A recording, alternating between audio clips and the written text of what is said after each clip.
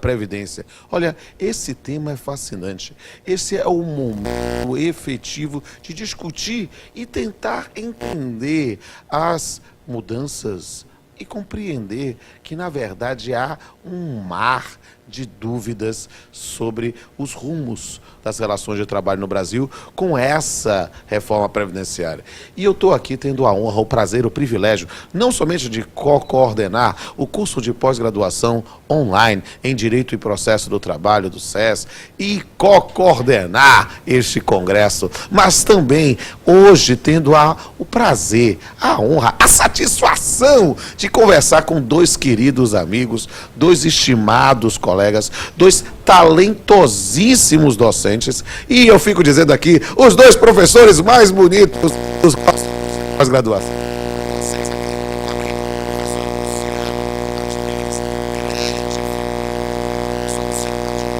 É juiz do trabalho, professor da Universidade Federal da Bahia, né? Trabalha, é mestre e doutor em Direito, autor de diversas obras jurídicas, uma grande figura, sem sombra de dúvida. E do outro lado aqui, o professor Flaviano Lima, auditor fiscal, né? Que trabalha com direito previdenciário ali direto, está defendendo um mestrado agora, um talento, eu descobri. Eu não tive a honra de ter professor Flaviano como meu aluno, né? Mas quando eu o trouxe para os meus cursos de pós-graduação, tanto no presencial quanto online, foi um dos professores com o melhor feedback que eu tenho. Você que vai fazer o nosso curso, sem sombra de dúvida, vai ter aula com ele. Também uma figura muito gente boa e também, nesse ponto, um talento. Sabe tudo de Previdência Social. E, meus amigos, a gente vai bater um papo hoje sobre os reflexos trabalhistas da reforma previdenciária. E olha só, eu estou aqui com o microfone e eles estão no Sandy Júnior aqui, direto aqui no ouvido, e podem bater o papo. Vou deixar a bola aqui aberta para todo mundo.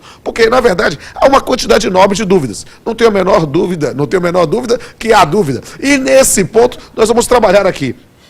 O primeiro tema que eu gostaria de suscitar aqui com vocês, deixando total liberdade, quando a gente fala sobre reflexos trabalhistas de reforma previdenciária ou reflexos previdenciários da reforma trabalhista, a gente vai trabalhar fazendo o jogo de figuras, o jogo de palavras, né? A gente sempre pensa, primeiro tema da interface do direito do trabalho com o direito previdenciário é sempre a aposentadoria, porque a aposentadoria sempre foi o sonho, né, da classe. Eu estou sonhando poder me aposentar e eu pego nesse bolo aí também, ainda vou continuar, parece, muito tempo ainda na ativa. E eu queria perguntar, quase assim, sabe, quase uma consulta, né, para pensar sobre isso, como é que vai ficar a aposentadoria nas estatais? A compreender um pouco sobre isso. Quem começa? Por ordem de antiguidade, Luciano, olha só, muito bem. Bom, inicialmente é um prazer imenso estar aqui, né, e rodeado de amigos, o professor Rodolfo Pamplona, o nosso comandante aí, dos nossos cursos de especialização pelo SES, professor Flaviano, meu amigo e colega de atividade.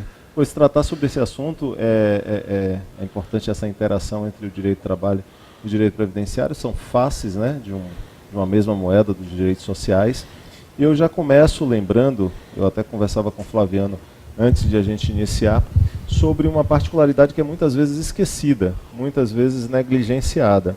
É que quando a gente fala sobre aposentadoria, a gente não pode jamais esquecer que a aposentadoria é um direito fundamental dos trabalhadores.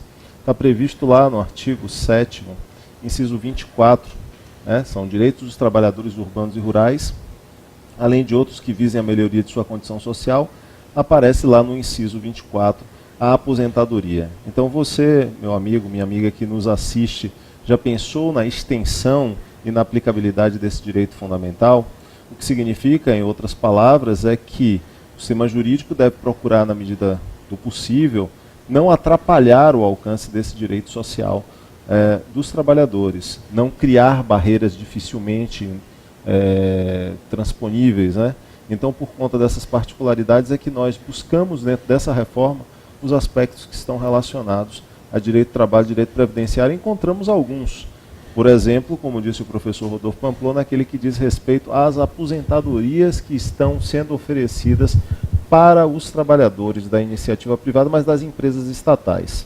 Bom, como é que consta aí desse texto? Eu até vou passar a palavra para o professor Flaviano para ele tratar desse assunto enquanto eu vou encontrar aqui o texto. Vamos lá, pau e bola aqui é ao vivo. Olha só, você que está nos acompanhando, uma coisa eu quero dizer para você, não passar a bola para o Flaviano, está tendo aí um concurso aí que é interessante você tirar uma foto de você assistindo, colocar a hashtag, já apareceu aí as regrinhas, porque a gente que vai eleger aqui as melhores fotos, ou vamos dizer o resultado ao vivo. Então, estamos ao vivo, não é blefe, estamos ao vivo, gravando aqui neste momento. O professor Luciano está olhando aqui e eu passo a bola para o professor Bonitão, professor Flaviano.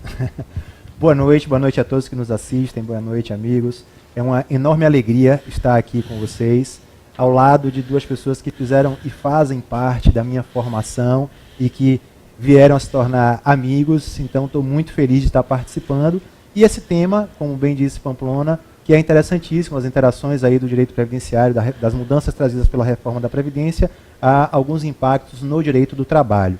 Em relação às pessoas que trabalham em estatais, aos empregados públicos, tem uma mudança muito interessante que está lá no parágrafo 14 do artigo 37, que está lá dito o seguinte: olha, se você, ao se aposentar, utilizou algum tempo de contribuição decorrente ali de atividade de emprego público, né, de atividade na estatal, isso acarretará o rompimento desse vínculo.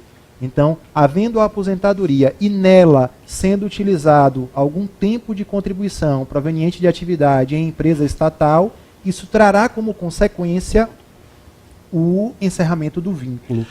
Eu queria falar um pouquinho sobre isso aqui, porque, e aí jogando a bola também para o Luciano também, que já se encontrou aqui, dizer, será que a gente não está aqui ressuscitando algo que, porque eu e Luciano, nós somos assim amigos há muito tempo, nós somos colegas de concurso para servidor, depois somos colegas de concurso para juiz, né, e somos colegas na UFBA, já fomos colegas em outras instituições de ensino, né, somos aqui colegas no SES, eu tenho a honra de tê-lo no nosso curso de pós-graduação também, como tem o Flaviano, e aí eu pergunto, Lu, será que não estamos vendo aí um resgate daquele debate que a gente viveu tanto, a gente acompanhou, a gente não está contando história, a gente foi testemunha da história, né, sobre a aposentadoria como forma extintiva do contrato de trabalho? O que é que você acha? Sim, isso aconteceu de verdade mesmo.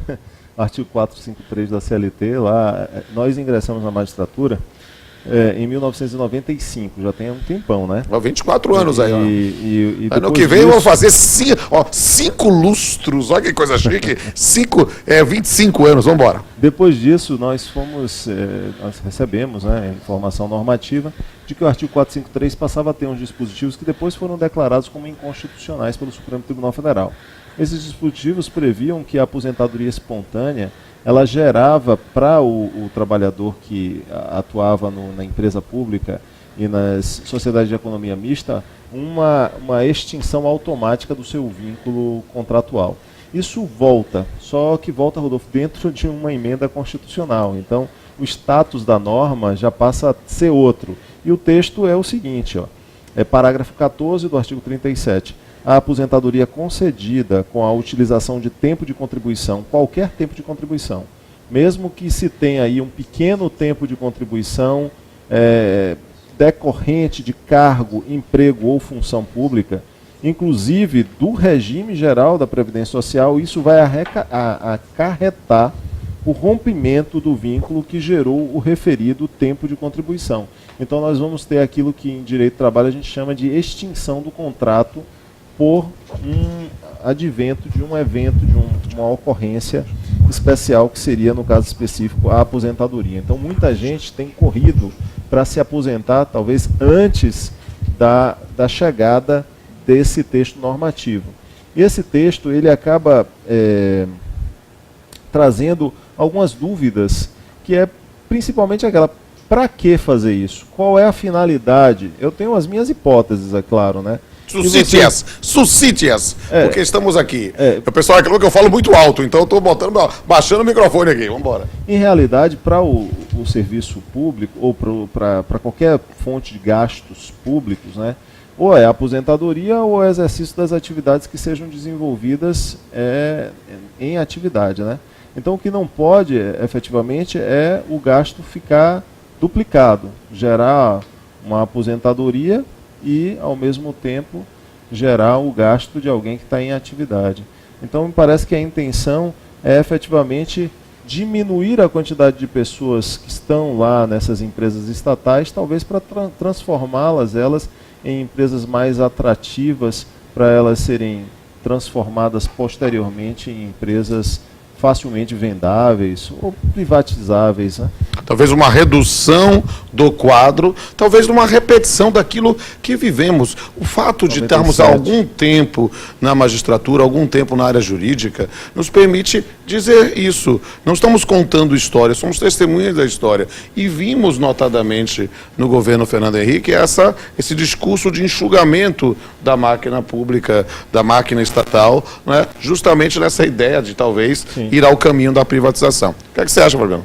Eu acho que esse discurso volta hoje com uma força ainda maior, sobretudo quando a gente ouve na imprensa a notícia de que o ministro da Fazenda tem uma lista de todas as estatais e vai passá-la ao presidente para que sejam privatizadas todas aquelas onde a privatização seja possível, sob o ponto de vista político.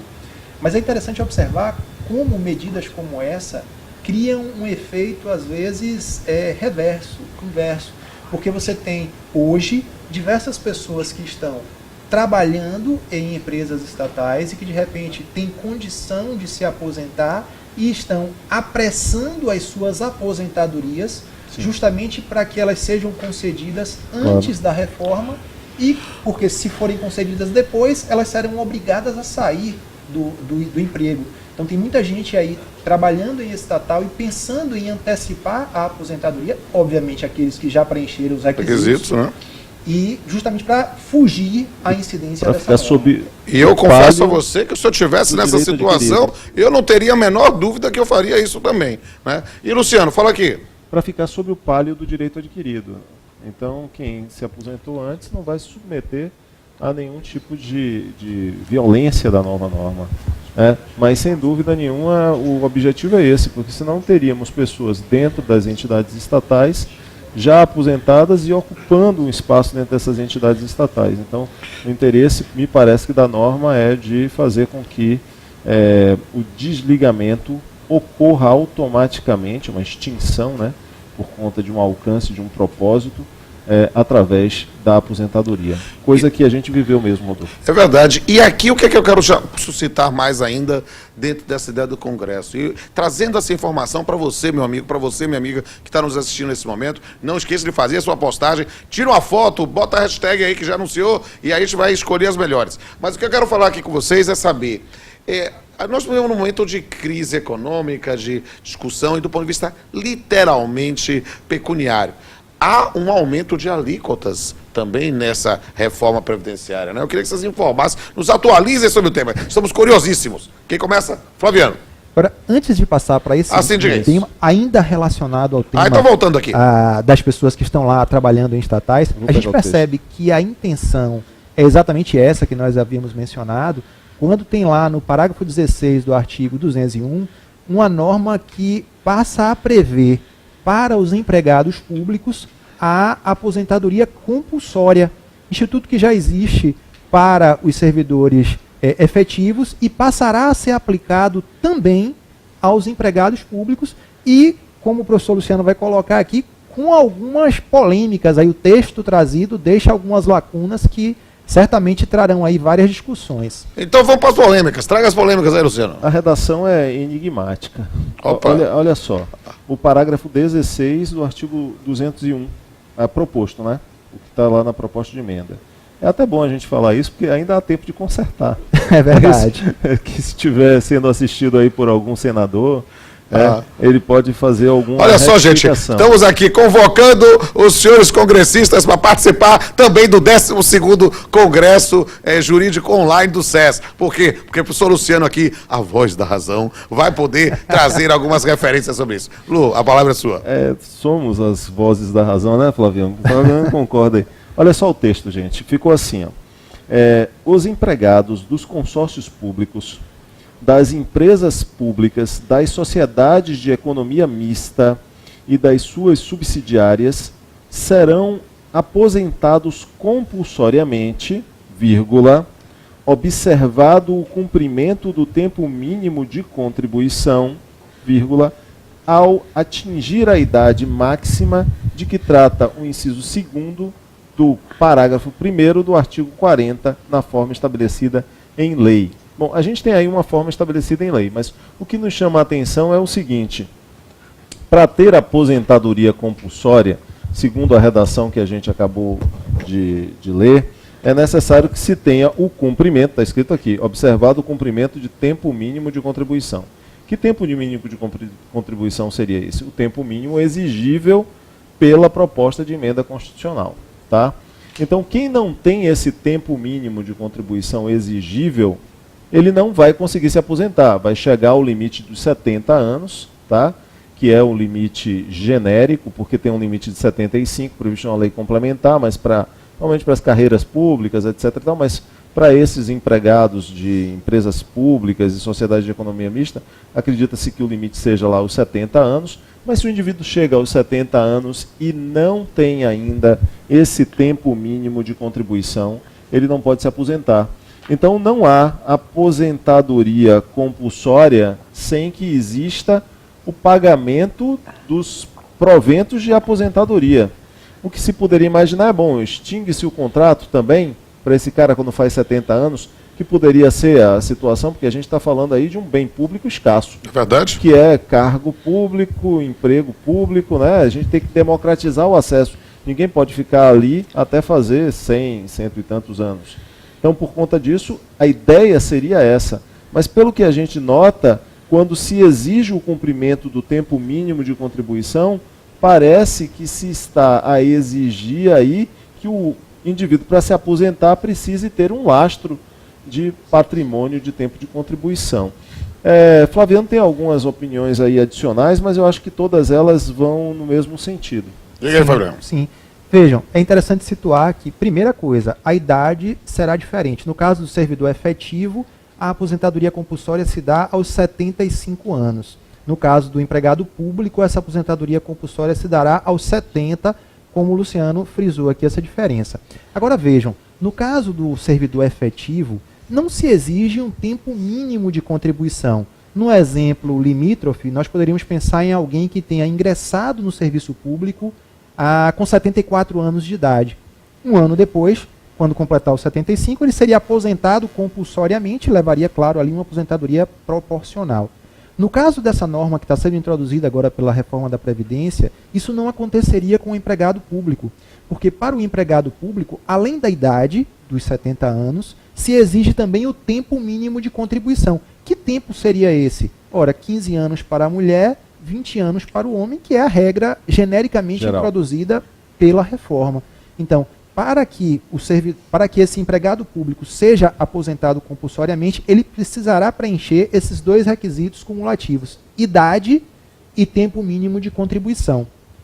E a gente ainda tem uma discussão que aparece, que é: o que é que vai acontecer com as pessoas que estejam lá trabalhando e que já tenham 70 anos de idade?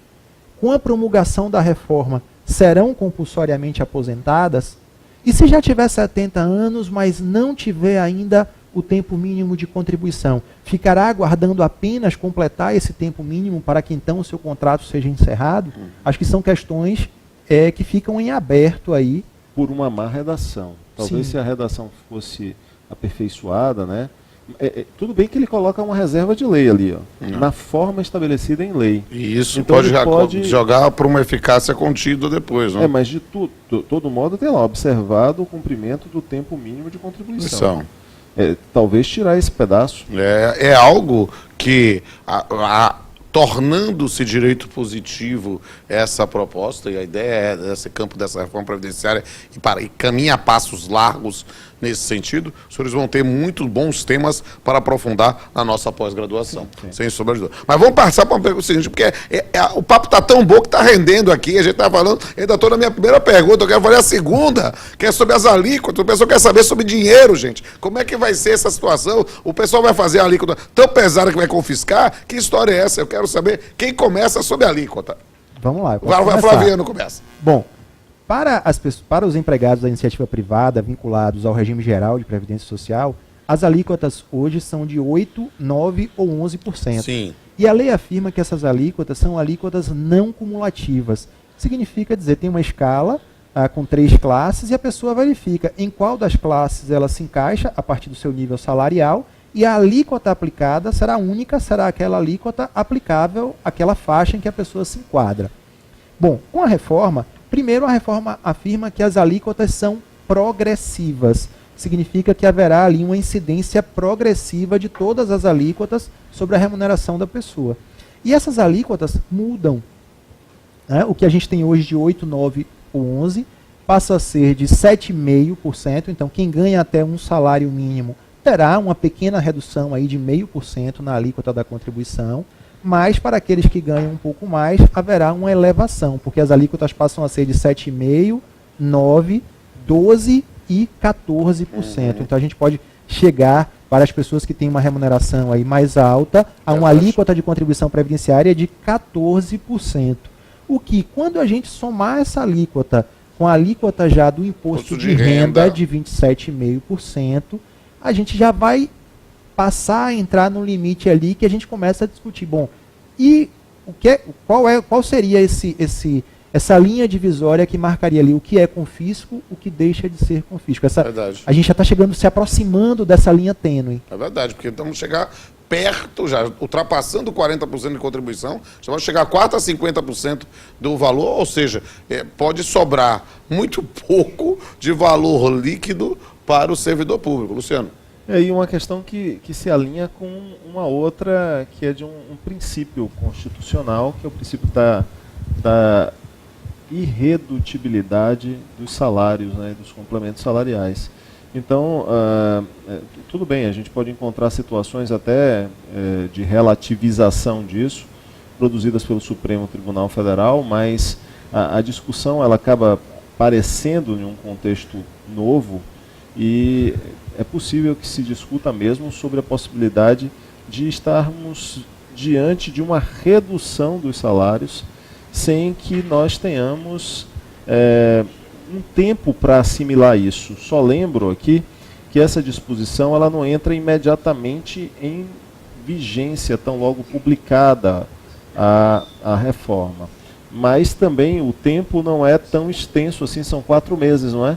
4 meses depois de publicada a emenda constitucional que vai modificar o sistema da reforma da Previdência, já começa a valer esse sistema aí. Algumas pessoas vão ter diminuída a quantidade de tributos pagos, mas a grande maioria vai ser atingida com algum acréscimo. Né? E pelo menos parece que de uma forma geral isso vai acontecer no serviço público de uma forma grande, porque grande parte daqueles que estão no serviço público são atingidos com aumentos. Flaviano. Esse aumento ele é ainda mais incisivo para os servidores, porque as alíquotas para os servidores, a alíquota nominal, ela pode chegar a até 22%. E estamos falando da alíquota da contribuição ordinária, porque a reforma permite, em relação aos servidores públicos, a instituição de uma contribuição extraordinária. Contribuição essa que eu já ouvi algumas pessoas colocando que já está ali praticamente pronto um projeto de lei para, assim que aprovada a reforma, se instituir de imediato uma contribuição extraordinária que começaria com a alíquota de 3%. E isso, no final das contas, no somatório, com alíquotas ordinárias, extraordinárias, retenção de imposto de renda, vai sobrar quanto de salário para cada um aqui? É um país que não tem oferecido os direitos sociais de que nós precisamos. Né? Se tivéssemos uma tributação elevada e com a oferta de direitos e serviços, né, que fossem equivalentes, porque não teria tanto sofrimento de pagar uma tributação elevada. E aí a gente pensa justamente nessas complementações de planos de saúde ou outros benefícios, a gente vai chegar a determinados momentos em que talvez atuar no serviço público, e digo isso com lugar de fala diferenciado, já estou dobrando o cabo da Boa Esperança, então é algo nesse ponto perceber que, de fato, atuar no serviço público com essas novas linhas vai se tornar cada vez menos atrativo. Sim, e se você for se aposentar, você ainda sofre impacto, porque a tributação para os aposentados vai ser muito mais sensível e muito mais sentida do que daqueles que estão em atividade. Por quê? Explique aí para eles. Porque, vamos lá para a contribuição extraordinária. Antes de ser aplicada a contribuição extraordinária, essa contribuição adicional, além do ordinário, que no Brasil tem sido tão comum se adotar condutas extraordinárias e transformá-las em coisas ordinárias e corriqueiras. Então a gente já se ressente, fica preocupado, tem várias, né? A CPMF foi assim, também com a DRU, né? Que começou como alguma coisa que era eventual ou pontual e se transformou em uma coisa ordinária. Mas aí, a contribuição extraordinária ela somente será aplicada depois que se estender a margem de contribuição dos aposentados. Depois desse ponto é que se inicia a contributividade. Mas alguns cálculos que foram feitos mostram que o percentual que será sofrido pelos aposentados será maior do que aquele daqueles servidores que estão em atividade. É complicado sobre isso. E eu queria falar, suscitar mais um tema, podemos mudar? Sim. Porque há tanta coisa nessa reforma previdenciária que afeta as relações de trabalho, que eu fui fazer uma seleção, de tanta coisa, eu vou selecionar uns tópicos, uns top hits, para a gente poder discutir. Aí o terceiro tema que eu pensei foi a questão do salário família. Há, sem sombra de dúvida, uma modificação também nesse aspecto. Flaviano. Sim, é uma modificação que, ao contrário dessas que a gente tem colocado aqui, ela se mostra até positiva para os segurados. Por quê? Porque o salário família ele é o benefício devido para aquele segurado que tem filhos ou equiparados a filhos com até 14 anos de idade. Mas ele é devido somente para o segurado de baixa renda, alguém cuja renda mensal é de até R$ 1.364. Ocorre que existem hoje duas faixas. Então, quem ganha até R$ 907 tem um salário família ali em torno de R$ 46. Quem ganha entre 907 e 1.340 tem um salário família um pouquinho menor. Com a reforma, essas duas faixas deixam de existir, passa a ser uma faixa única e eles preservaram o valor do benefício superior. Ou seja, todo mundo que ganhar até R$ 1.346 e tiver filhos ou equiparados a filho com até 14 anos de idade, vai receber aí os R$ 46. R$ 46,54. E tem uma outra mudança interessante, Luciano, ainda relacionada com o salário família, é que agora está fixado no texto constitucional quem são os equiparados a filho, né, que são o enteado e o menor sob tutela.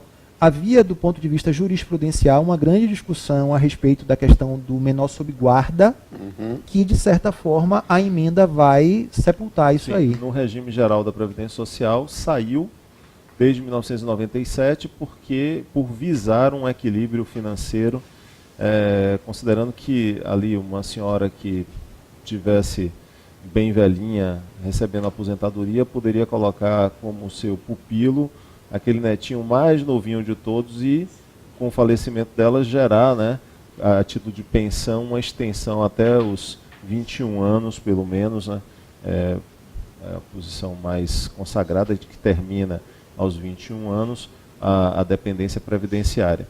Mas isso seria, digamos assim, uma situação a se considerar, porque no texto constitucional não vai ter mais essa diversidade que existia antes, que em um regime próprio o pupilo podia ser dependente previdenciário, em outro regime não podia. Então, de uma certa forma, isso se unifica. E busca equilíbrio financeiro e atuarial. O que não existiu no caso relacionado ao salário família. Perfeito. Porque no momento em que você equipara todo mundo com a faixa mais alta, você aumenta o custo da previdência social. e não precisava fazer isso. E aumenta muito o custo da Previdência Social. Quando você aumenta o custo da Previdência Social, você infringe um outro dispositivo, diz assim, que nenhum benefício pode ser majorado sem uma correspondente fonte de custeio, que está na própria Constituição. Então, é sempre muito visível algum tipo de incoerência no texto normativo. Beleza. Eu queria agora falar de um quarto tema, né, que a gente pode suscitar sobre isso, que é a questão do abono do PIS. Também teve uma modificação, né, Flaviano? Sim, o abono do PIS ele é aquele valor de um salário mínimo, né, que é pago anualmente para todos os trabalhadores cujos empregadores contribuem para o PIS/PASEP e que tenham remuneração mensal de até 2 salários mínimos. Com a reforma, o direito ao abono anual do PIS ele passa a ser devido apenas àqueles trabalhadores que tenham renda mensal de até R$ 1.364. Então, as pessoas que farão jus ao abono do PIS deixam de ser aquelas com remuneração de até 2 salários mínimos e passam a ser aquelas com remuneração de até R$ 1.364. Houve, portanto, uma redução das pessoas que fazem jus aí a esse benefício. E ainda houve uma outra redução, ainda nessa questão do PIS, é que hoje está fixado no texto constitucional que o abono anual do PIS ele tem o valor de um salário mínimo. E com a reforma fica dito que esse abono terá um valor de até um salário mínimo. Abre-se, portanto, a possibilidade de redução do valor aí do abono. Isso é um ponto a se preocupar, talvez, pensando na população de baixa renda, né? É algo que a gente tem que trabalhar um pouquinho. Eu quero dizer ao pessoal, gente, a gente vai ficar ainda mais interagindo aqui, nós aqui, mais ainda um pouco mais ou menos do que 20 minutos, mas você vai ter a oportunidade de interagir conosco também, ó. O Congresso, nós estamos literalmente ao vivo, nós separamos, estamos aqui, batendo papo, conversando, aprendendo, eu estou aqui, os especialistas são eles, eu fico aqui nesse ponto, sorvendo do conhecimento dessas duas criaturas sensacionais, mas você também pode aproveitar também, olha, mande a sua mensagem, interage ali, nosso amigo Caio está lá, mexendo lá dos computadores todos. Caio, um beijo para você, e eu quero também que você participe conosco, porque a gente vai ter um momento aqui pós esse debate, né, para aprender também com eles, e vocês podem fazer a pergunta, além dos sorteios e todas as outras coisas que vão aparecer ainda até o final. E eu queria, então, feitas essas observações sobre o abono do PIS, eu queria citar mais uma questão aqui, nós temos ainda algum tempo, que é justamente o tema das aposentadorias especial, né, das aposentadorias especiais. Houve mudança também nesse ponto, não? Sim. Diga aí, Flaviano. A aposentadoria especial, em verdade, na minha opinião, ela foi desfigurada pela reforma. Certo. Por quê? O que é a aposentadoria especial? É aquela aposentadoria devida para o trabalhador que tem exposição permanente a agentes nocivos que sejam prejudiciais à sua saúde ou à sua integridade física. O objetivo, claro, desse benefício é um objetivo de prevenção. É evitar que o trabalhador permaneça em contato com aquele agente agressivo à sua saúde por mais tempo. Então, o objetivo é afastá-lo do contato com o agente agressivo. Bom, essa aposentadoria ela se dá depois de 15, 20 ou 25 anos de trabalho com efetiva exposição ao agente nocivo. E hoje ela não exige idade mínima, até porque, na minha opinião, é incompatível. Se o objetivo é afastar o cidadão do contato com o agente nocivo, não faz sentido condicionar a obtenção do benefício a uma idade mínima. Verdade.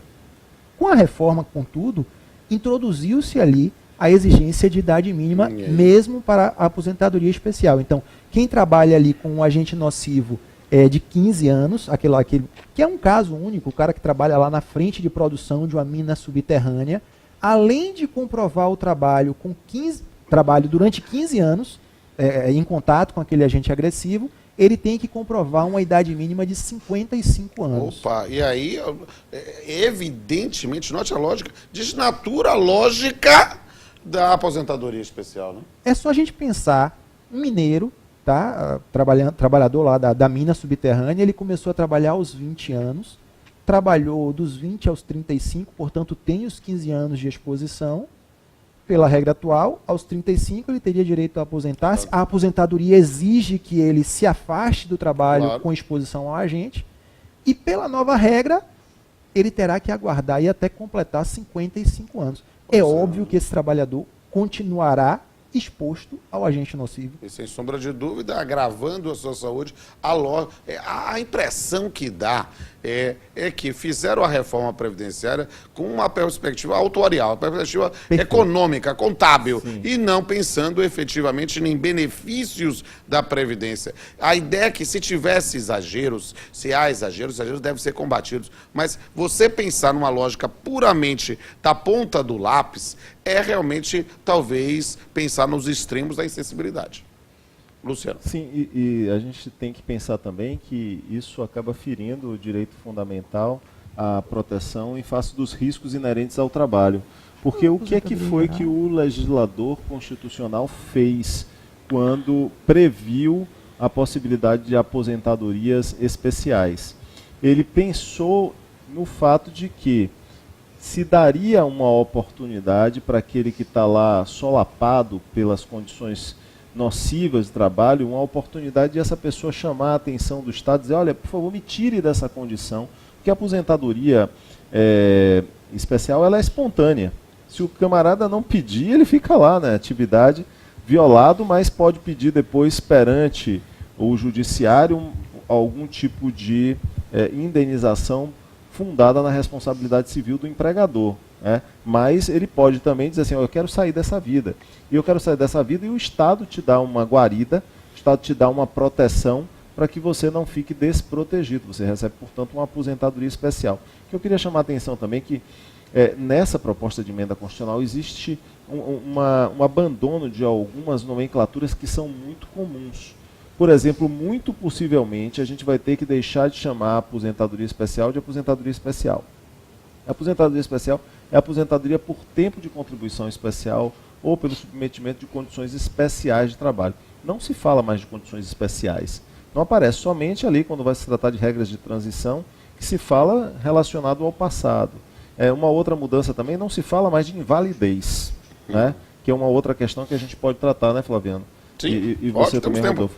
Que não se fala mais de invalidez, se fala de incapacidade permanente para o trabalho, Isso. o que gera uma ideia de que, de todo modo, o desejo desse pessoal que organizou a proposta de reforma foi o de manter os trabalhadores em atividade, mesmo que, não sendo possível para aquela que ele já estava antes exercendo, que fosse readaptado em outra atividade. Tanto é que a gente tem um dispositivo expresso que trata sobre essa particularidade no serviço público, onde era muito difícil de se fazer isso por causa dos obstáculos que a gente tinha diante do plexo funcional de cada cargo.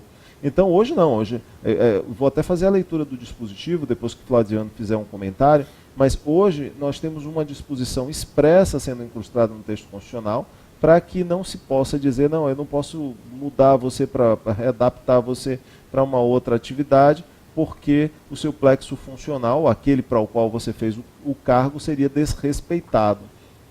Então a intenção desse bloco de reforma é de fazer com que o indivíduo volte efetivamente ao trabalho e que desapareça essa ideia de invalidez como uma coisa realmente que esgota o trabalhador e o inutiliza.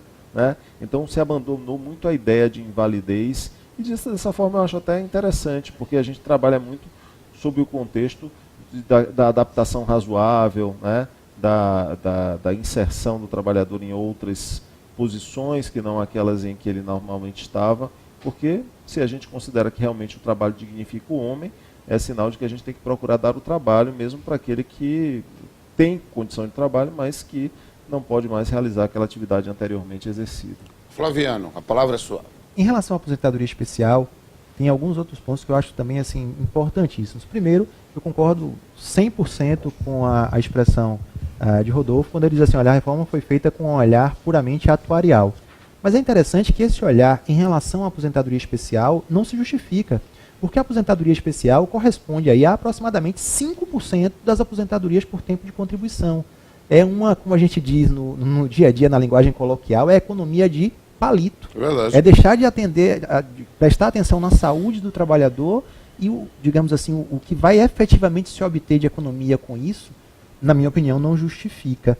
E uma mudança que é muito significativa relacionada com a aposentadoria especial é a proibição de conversão de tempo especial em tempo comum. Isso sim afeta um número muito maior de pessoas. Então, aquela pessoa que trabalhou com exposição a agente nocivo durante um tempo, não chegou a completar o tempo necessário para a aposentadoria especial. Depois ele sai e vai exercer uma outra atividade. Hoje ele tem a possibilidade de fazer a conversão, utiliza-se um fator para que aquele tempo de atividade especial valha um pouquinho mais. E isso com a reforma deixa de ser possível, traz aí um prejuízo grande. E só para fechar esse ponto, é bom lembrar que tudo isso está acontecendo no mesmo momento político em que, primeiro, há uma vontade anunciada de se rever todo o sistema de normas regulamentadoras do trabalho. Sim. Então, assim, o objetivo para mim está muito claro. É uma né? violência, como eu dizia, ao direito fundamental à redução dos riscos inerentes ao trabalho. Perfeito. Mas Flaviano, veja, sempre foi muito difícil, sempre, quer dizer, de uns tempos para cá tem sido até muito pior você conseguir uma aposentadoria especial. É uma verdadeira via crucis, né? Você não consegue alcançá-la se você não conseguir provar o efetivo desempenho de uma atividade que esteja relacionada à atividade fim lá nas suas, no exercício de suas atividades, e são vários documentos que são solicitados. Já é difícil. A ideia que parece transparecer é que se deseja mesmo transformar ela em uma peça meramente decorativa. Uma prova disso que você acaba de falar é que a aposentadoria especial é o benefício com maior índice de judicialização, Sim. que beira 80%. Então, 80% das aposentadorias especiais são concedidas não diretamente no balcão do INSS, mas por uma determinação judicial. Mas talvez, de uma certa forma, isso possa ter acontecido aí, talvez por uma reação própria lá da terceira lei de Newton, né? Para toda ação existe uma reação Sim. em sentido contrário e com a mesma força, porque muitas aposentadorias especiais foram concedidas no passado, e essas aposentadorias concedidas no passado, elas eram oferecidas sem muitas exigências, né? Tinha gente que se aposentava, por exemplo, pelo exercício de determinadas atividades profissionais. O aeronauta, por exemplo, era simplesmente pelo fato de ser aeronauta que se aposentava. Parece que o jornalista também, pelo mero exercício da atividade, independentemente do submetimento de qualquer tipo de condição especial de trabalho. E ainda, agora a reforma afasta as situações que poderiam ser identificadas como de periculosidade, né? Que são aquelas situações de risco. São pessoas que trabalham com energia elétrica ou com algum tipo de situação que gere periculosidade. Então elas também ficam afastadas para fins de caracterização da aposentadoria especial. Mas o texto que eu ia fazer a leitura, Sim, siga aí o texto. uma promessa de leitura do parágrafo 13 do artigo 37, que vem dizer o seguinte: o servidor público titular de cargo efetivo poderá ser readaptado para o exercício de cargo cujas atribuições e responsabilidades sejam compatíveis com a limitação que tenha sofrido em sua capacidade física ou mental, enquanto permanecer nessa condição, desde que possua a habilitação e o nível de escolaridade exigidos para o cargo de destino, mantida a remuneração do cargo de origem. É um dispositivo bem parecido com o que já existe na Lei 8.112, mas que agora, para assim, solapar, né, acabar com qualquer tipo de dúvida, ele é constitucionalizado. Muito bem. Vamos agora pensar num arremate. Por quê? Porque temos aí perguntas do pessoal da parte da interação. O pessoal diz que já vai botar a interação. Olha, eu estou aqui mexendo no meu celular, o pessoal está postando foto, está me marcando também, eu estou aparecendo aqui. Quero mandar um abraço aqui, ó, só para dizer, mostrar o pau, dizer aqui, ó. Aqui a Rita Gazen mandou aqui também. Já curti aqui a foto que ela marcou. Estou vendo aqui, eu não sei o nome, mas está aqui um dig1604_. Aí eu estou só curtindo tudo aqui. Diga meus aí amigos. O nosso Instagram. Vamos dizer o Instagram de cada um. Ó, o meu R Pamplona Filho, Luciano Martinez 10, né? Luciano Martinez 10. 10 e Flaviano Flaviano Nicodemos, eu acho. Flaviano Nicodemos. Não tenho certeza. Nome chique, fashion. Pode seguir a gente também. Siga lá meu canal no YouTube, o canal Pamplona. Se inscreva, aprendi com meu filho. Deixe seu like, vai assim, bonitinho. Muito bem. E bote aí as perguntas aí, Fabinho, pra gente ver aí, galera.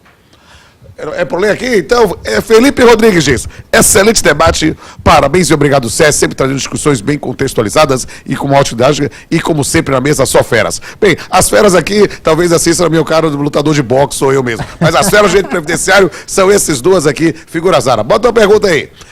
Alames Pedro, observei que foi deferida uma grande crítica para o aumento de alíquotas na nova reforma previdenciária. Porém, esse aumento será repassado somente a quem é melhor remunerado. Isso não seria justiça? Abra a palavra para vocês. Quem pergunta? Quem responde? Olha, eu acho que assim, se for para se fazer justiça, não necessariamente reduzindo as dimensões remuneratórias, né? Porque no final das contas é isso que vai acontecer. Reduzir a dimensão remuneratória de quem tem um planejamento de vida ou que tem gastos, porque se uma pessoa ganha muito, certamente gasta também, né? Então ela se organizou nesse sentido e vai ter uma redução da sua dimensão remuneratória. A Constituição ela protege os trabalhadores da iniciativa privada e também os servidores públicos contra a redução dos seus salários, independentemente dos níveis que eles estejam ali contidos. Aqui a gente analisa a questão sob uma perspectiva da perda de determinados sujeitos. Evidentemente que o discurso, se for feito nesse sentido, nós teríamos que diminuir outras tantas vantagens, mas de uma forma geral, sim. Se você pensa em uma justiça caracterizada no fundamento aí da distributividade, seria, mas no final das contas esse indivíduo que recebe uma dimensão remuneratória que pode ser entendida como elevada, ele vai estar perdendo. E a gente está analisando o fenômeno sob o ponto de vista jurídico, e não econômico, social, enfim. Eu vou a palavra agora para Flaviano também. E eu acho que a gente precisa também analisar, ainda que sim, possa ter a ideia de justiça, quem ganha mais está pagando mais, mas é preciso analisar os limites disso aí. Então a crítica que a gente colocou também foi nesse sentido. Ora, esse aumento ele pode até ser justo, mas ele também tem um limite, porque a própria Constituição prevê a proibição do efeito confiscatório. E especialmente no que toca aos servidores públicos, eu acho que essa linha tênue a gente já está começando a chegar bem próximo dela. Por quê? Porque os aumentos de alíquota são bastante significativos, bem superiores aos aumentos da alíquota dos trabalhadores da iniciativa privada, e também porque há a previsão da contribuição extraordinária. Então, quando você soma tudo, realmente fica um peso grande. Historicamente, a história do mundo demonstra isso, né? Que grande parte dos levantes populares aconteceram justamente por excesso de tributação. Grande parte das revoluções, dos eventos que aconteceram em grande parte das sociedades, aconteceram por excesso de tributação estatal. Vamos aqui para mais uma pergunta. Abre a pergunta aí. Jorge Luiz Cerqueira. Como fica a pensão em decorrência de morte do servidor público, regime próprio, aposentado antes da reforma? O valor da pensão mantém a paridade e a integralidade? Quem responde? Bom, responda. Vamos lá, Flaviano. Olha só. Mas o evento morte aconteceu depois. Isso. A pensão é regida pela legislação vigente na data do fato gerador do benefício. E o fato gerador da pensão é o óbito. Então, se o óbito do segurado acontece depois de promulgada a reforma, aplicar-se-ão as regras da reforma. A verdade é que para as pensões não há regra de transição. Aquela pensão que seja gerada em decorrência de um óbito ocorrido já no dia seguinte à promulgação da reforma, ela será regida já pelas novas regras. E as mudanças na pensão são duríssimas. São muito duras. Eu diria que são as mais duras, as piores da reforma. Quer falar um pouco sobre essas mudanças, para dar uma perspectiva para o nosso amigo que está querendo saber isso aí? Bom, essa pensão se estabelece uma cota familiar de 50% ou da aposentadoria que o segurado recebia ou daquela a que ele teria direito, né, a aposentadoria por incapacidade que ele teria direito naquele momento, e 50% cota familiar, mais 10% a cada dependente. Então, se a pessoa faleceu e deixou 2 dependentes, essa pensão corresponderia a 70%. Ocorre que a pensão, os efeitos na pensão, fica conjugado ali tanto a redução da aposentadoria quanto a própria redução desses percentuais que eu acabei de mencionar. Então, a pensão, eu diria que ela sofre um duplo impacto. O impacto da redução do valor da aposentadoria que seria devida e, além disso, o valor da redução lá dos próprios percentuais aplicáveis à pensão. E fora isso também é sobre a pensão em si de contribuição previdenciária. Então é uma coisa interessante. Vamos lá, bota mais uma pergunta no ar. Luísa Rups, muito bom mesmo, palestrantes com a linguagem clara e objetiva. Um grande beijo para você, Luísa, e quem sabe você tenha o prazer, a satisfação, e nós teremos a honra de sermos seus professores no curso de pós-graduação online em Direito e Processo do Trabalho do SES, que tem também um módulo de Previdência também. Então vamos para mais uma pergunta aí. É a última. Jorge Luiz Cerqueira. O tempo como aluno aprendiz em escolas técnicas federais pode ser aproveitado como de serviço público no regime próprio? Flaviano. O homem sabe tudo de Previdência, sabe as normas todas, sabe tudo de cor, eu já boto lá. A instrução normativa prevê para um determinado período. Foi só falar que era Flaviano, Luciano falou. É uma beleza, ao vivo é uma beleza. Luciano com a palavra.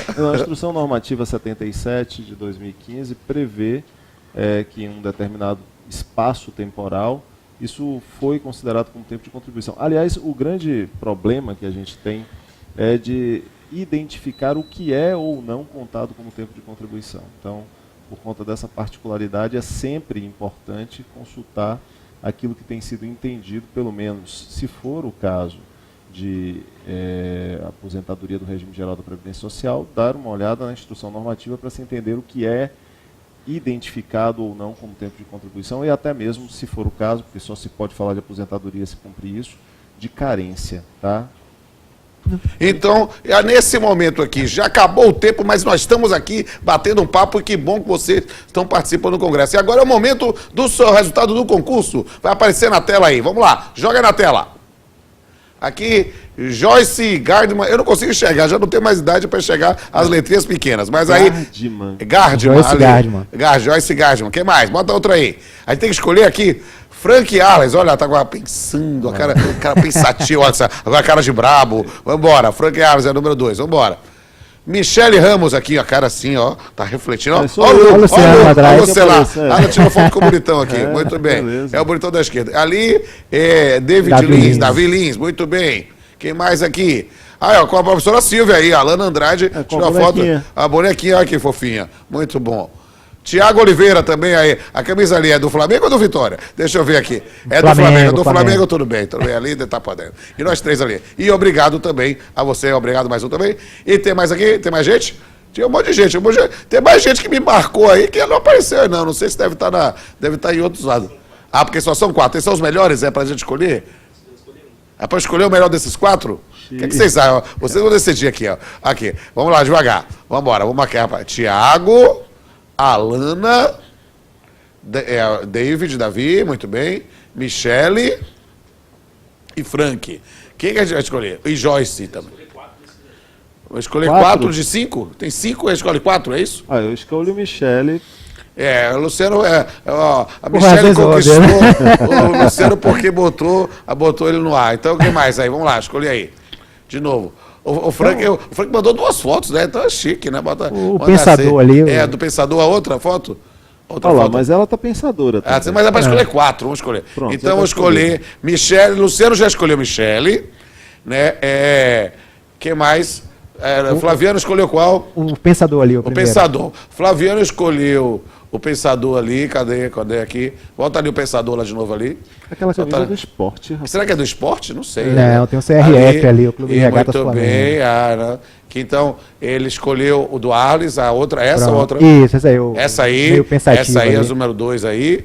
E eu vou escolher ali do Davi ali, do David ali, que eu achei, cadê o outro ali? Esse aí, ali tá aparecendo lá no fundo, tá com um gatinho, eu sou partidário aí dos bichinhos, muito bem. Assim, agora, nós escolhemos 3, agora nós 4 vamos escolher uma. Sobrou a Joyce ou o flamenguista, Vou escolher. Ou a menina da bonequinha também. Mas pode ser. o flamenguista tem alguma coisa a mais ali? Tá com a Estamos nós caneta três na boca? ali. Uma caneta? É a caneta na boca, não sei. É uma bique? Se é uma bique, aí ele tá apoiando Não, o presidente. apoiando o Macron. Ou Macron, né? Porque agora não pode ser na bique, é compacto, né? Então, e aí, o que vocês acham? Qual escolha aí, vocês aí? Eu vou pela Joyce. Vai, Joyce? Vou pela Joyce. Vai, Joyce, cadê a Joyce? Cadê a Joyce? A Joyce. Então, ficou a Joyce lá. A Joyce tá aparecendo quem ali? Aparecendo e lá embaixo tem uma gatinha. Ah, tem uma gatinha também ali do lado de Joyce. Muito bem. Então o quarto é uma Lady Gaga.